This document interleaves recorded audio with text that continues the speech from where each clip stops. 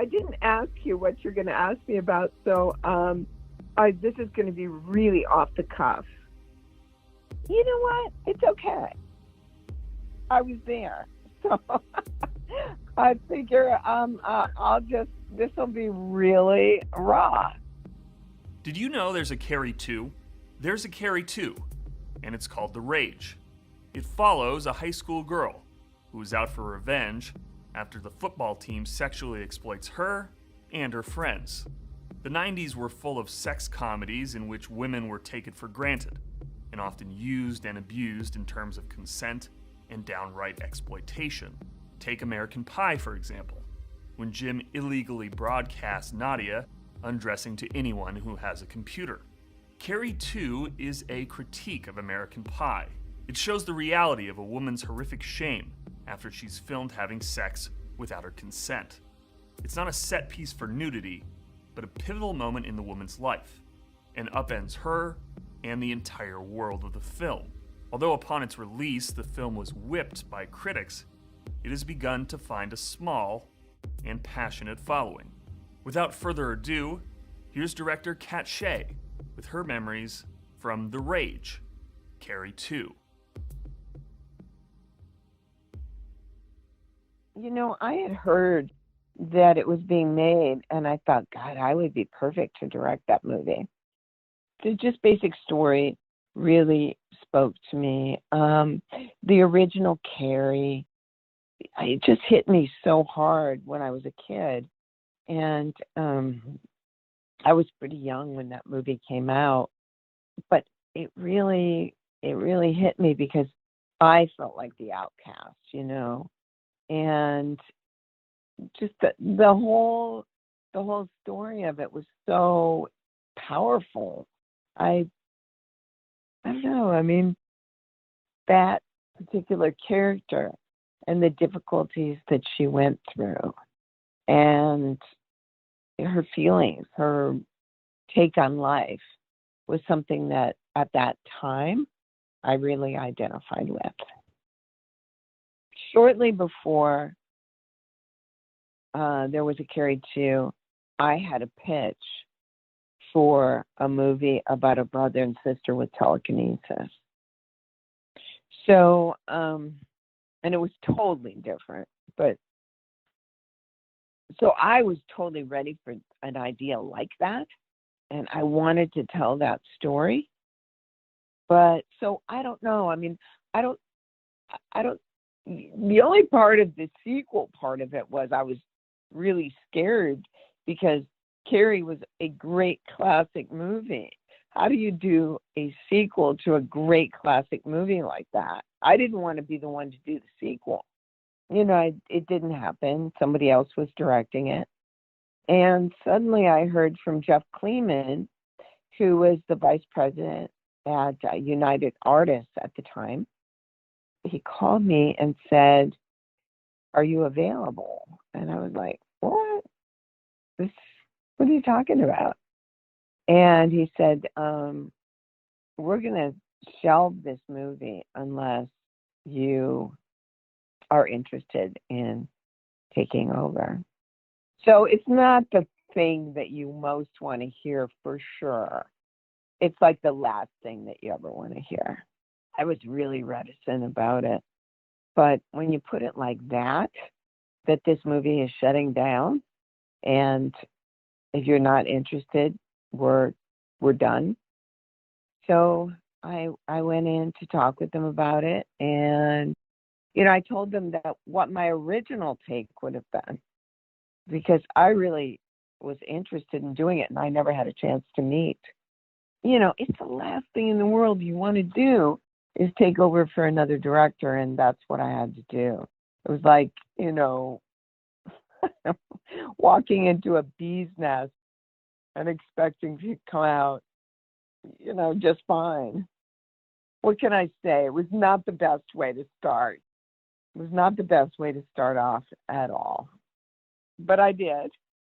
And I read the script twice. I flew in on Thursday, and I started shooting on Monday. I started all over. I didn't use anything. and I wasn't going to get any extra time. I mean, okay, so they're really unhappy with what's going on set, so I'm supposed to match it and make the movie work. And I was kind of like, no, that's not going to happen. We're going to start from scratch.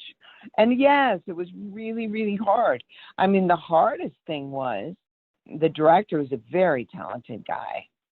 He's really talented, and I really respect him, okay? But it wasn't going the right way for the studio. And he had hired a bunch of teenage actors who really trusted him, and he believed in them enough to give them these, starring roles. And suddenly he was gone, and I was there to replace him. And I felt like, they thought I was like the studio's idea of like, I don't know what they thought, but it wasn't good. And I'm kind of totally the opposite of that. Anyway, I'm like so not the person the studio, would pick. Like it's just very funny because words associated with me were like subversive and, unconventional and uncharted territory and all this stuff. So it was like kind of funny that they thought, oh, wow, this is the studio person. So it was just really crazy. I never worked for a studio before in my life. So it was difficult to get the actors to trust me. And, I had to really talk to them and connect with them and, get something different. So, I mean, it was fun. It was really challenging. It was scary. And it was great. It was really like it's being dropped, like that quote from the director, being dropped naked into a foreign country and go make a movie. It's like, wow, I have 2 days to prepare. I arrive on, a little more than that. I arrive on Thursday. I read the script twice. Before I started shooting it. That is really trusting yourself on such a deep level. And then I shot it with a DP that I had never met before, and I accidentally hired him. This is the craziest story in Hollywood ever. Okay, so I heard about Don Morgan. I saw his resume, and it said he shot The Wall. And I thought it was Pink Floyd, The Wall. And I went, wow, that was really cool. And I want him. And so they fly him in. He's also shot like amazing. He shot Starman and, I think Cujo and he was John Carpenter's DP. And he shot amazing stuff. But for some reason I was fixated on The Wall. And so Don arrives and I go, oh my God, you shot The Wall. And he goes, yeah, how do you know about that? And I was like, what do you mean, how do I know about it? Everybody knows about it. He's like, no, I shot The Wall for HBO. What? And he went, you want me to go home? And, he's like, I go, no, because I loved him immediately. He's adorable, right? And he was so much fun. And I go, are you kidding me? You shot Starman. We are doing this thing. I don't care, come hell or high water. We are getting this done, and it's going to be magnificent. That was the start of a beautiful relationship. Don Morgan is fantastic. Oh, my gosh. He's just amazing to work with. So much fun. And every idea I had, he expanded on and made even better. And ideas were being exchanged like crazy, just flying back and forth, and it was so much fun. And eventually even the actors who didn't want to like me at all came under the spell and were suddenly, on our team. And it was just great, It ended up being wonderful experience. One of the best experiences of my life, directing. I would never have expected that. First of all, I was really scared And, maybe that like triggers something really creative in you when you are, are that far out on the edge. Perhaps there was a point when I was working with Don Morgan and we were shooting a nightmare that Rachel had about her friend committing suicide. And it became so chaotic that the script supervisor completely lost track of what was being shot. And Don and I were kind of looking at each other going, we don't know what was shot either, because it was just so chaotic. Like we were doing so much and we were just so involved with it. And I looked at him and I went, this is a blessing, because this is a nightmare. And we need to be in this place of we don't know what's going on. We don't know what's forwards and backwards. We don't know. And that's perfect. And I think that's when Don and I really bonded, because it was like, okay, whatever happens is great. Like it's just total trust. And perhaps the actors really got it at that point too, because I was kind of really setting them free. Like, whatever happens is okay. Go with it. So, yeah. Does that make sense at all?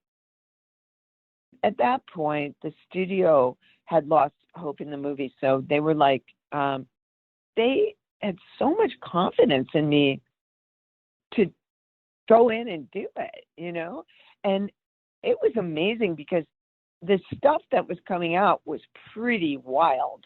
And they were completely in support. I never experienced anything like that. They were like, yeah, this is great. Keep going on that track.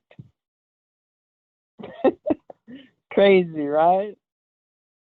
They weren't going to throw any more money at it, but what money was left was mine to do with as I chose. And that was really amazing.